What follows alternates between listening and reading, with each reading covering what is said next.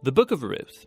It's a brilliant work of theological art, and it invites us to reflect on the question of how God is involved in the day-to-day joys and hardships of our lives. There are three main characters in the book: Naomi the widow, Ruth the Moabite, and Boaz the Israelite farmer. And their story is told in 4 chapters that are beautifully designed. Let's just dive in and see how this all unfolds. Chapter 1 opens with this line, "In the days when the judges ruled," and it reminds us of the very dark and difficult days from the book of Judges. And here we meet an Israelite family in Bethlehem, struggling to survive through a famine. And so in search of food, they move on to the land of Moab, Israel's ancient enemy. And there the father of the family dies, and the sons marry 2 Moabite women, Ruth and Orpah. And then the sons, they die too. And so they leave only Naomi and these new daughters-in-law. And so Naomi, she has no reason to stay anymore. And so she tells her new daughters-in-law that she's moving back home. And Naomi, she knows that the life of an unmarried foreign widow in Israel is going to be very hard. And so she compels the women to stay behind. Orpah agrees, but Ruth does not. She shows remarkable loyalty to Naomi, and she says, "Wherever you go, I'm going to go. Your people will become my people, and your God will become my God."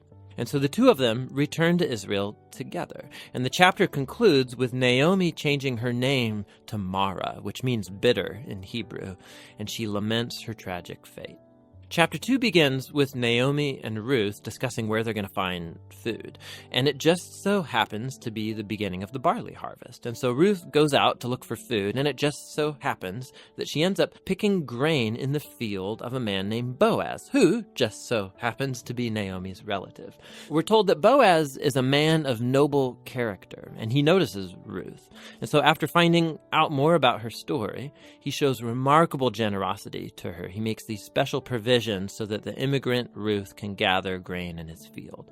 And in doing so, Boaz is actually obeying an explicit command of the Torah to show generosity to the immigrant and the poor. Boaz is so impressed by Ruth's loyalty to Naomi. He prays for her that God will reward her for her boldness. So Ruth comes home that day, and Naomi finds out that she met Boaz, and she is thrilled. She says Boaz is their family redeemer. Now, this family redeemer thing, this was a cultural practice in Israel where if a man in the family died and he left behind a wife or children or land, it was the family redeemer's responsibility to marry that widow, to take up the land and protect that family.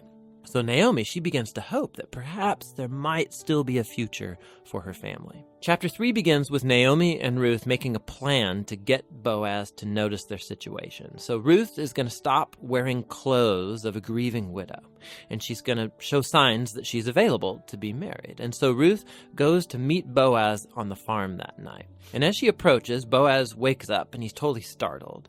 And Ruth makes her intentions very clear. She asks if Boaz will redeem Naomi's family and marry her.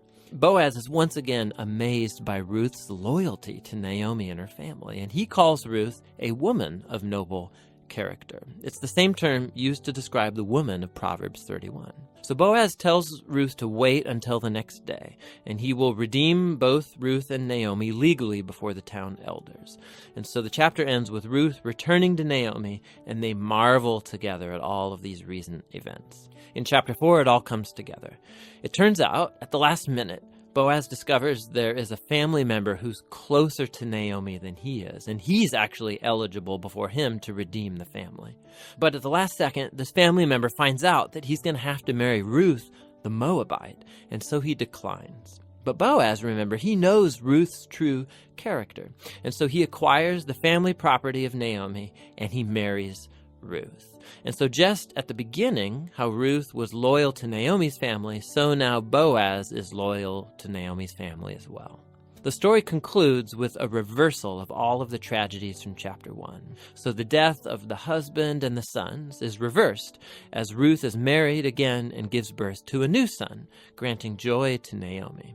And this symmetry between the opening and the closing, it's even more remarkable. So remember, the opening tragedy was followed by a great act of loyalty on the part of Ruth. And that is now matched by Boaz's act of loyalty that leads to the family's final restoration. And this symmetry, it highlights the design of the internal chapters as well. So each of the chapters begins with Naomi and Ruth making a plan for their future, and that's followed by a providential meeting between Ruth and Boaz, and each chapter concludes with Naomi and Ruth rejoicing at what's taken place. This story is beautifully designed, and that design actually connects with a really interesting feature of the story, and that's how little God is mentioned.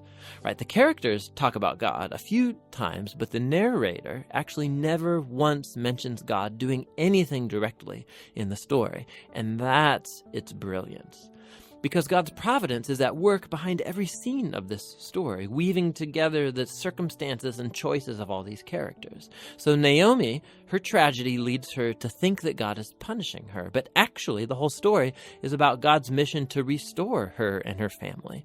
And he's doing so through Ruth, through her boldness and loyalty, which brings healing to Naomi's life, but not without Boaz, who's a no-nonsense farmer who's full of generosity and loyalty. And so God uses his integrity combined with Ruth's boldness to save Naomi and her family. And so this story brilliantly explores the interplay of God's purposes and will with human decision and will. God weaves together the faithful obedience of his people to bring about his redemptive purposes in the world. And that leads to the real end of the story. The book of Ruth concludes with a genealogy, showing how Boaz and Ruth's son, Oved, was the grandfather of King David, from whom came the lineage of the Messiah. And so all of a sudden, these seemingly mundane, ordinary events in this story are woven into God's grand story of redemption for the whole world. And so the book of Ruth invites us to consider how God might be at work in the very ordinary, mundane details of our lives as well. And that's what the book of Ruth is all about.